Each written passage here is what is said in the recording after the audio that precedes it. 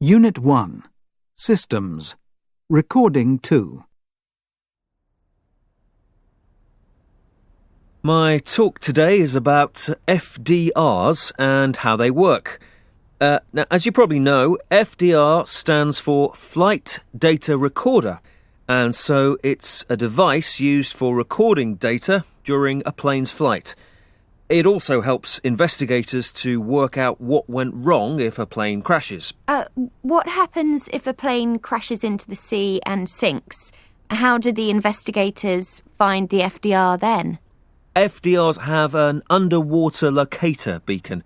There's a sensor on the side of the beacon. When water touches the sensor, it activates the beacon. Could you give us some details about the transmission? Yes. The beacon sends out pulses at 37.5 kilohertz. Can it function at the bottom of the ocean? Yes, it can transmit sound from a depth of 14,000 feet. Do you have to work fast in order to find the FDR? Well, as soon as the beacon starts to transmit, it will continue for 30 days. And how frequently is the signal transmitted? The beacon sends out a signal once per second. What kind of battery is used for the beacon? It's powered by a battery with a shelf life of 6 years. What happens after you find the FDR? After an air accident, the flight recorder is transported to the computer lab. There, the data can be analysed.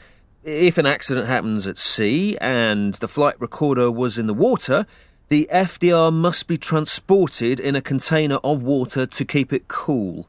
Any other questions? I can't see the beacon very clearly from here. What shape is it exactly? It's cylindrical. The beacon also serves as a handle.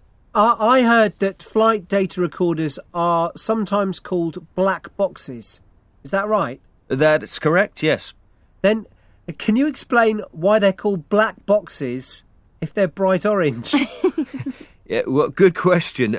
We're not sure why they're called black boxes, but we do know that the early FDRs were in fact black because they used a film-based technology. So the insides of the boxes had to be black to stop any light affecting the film.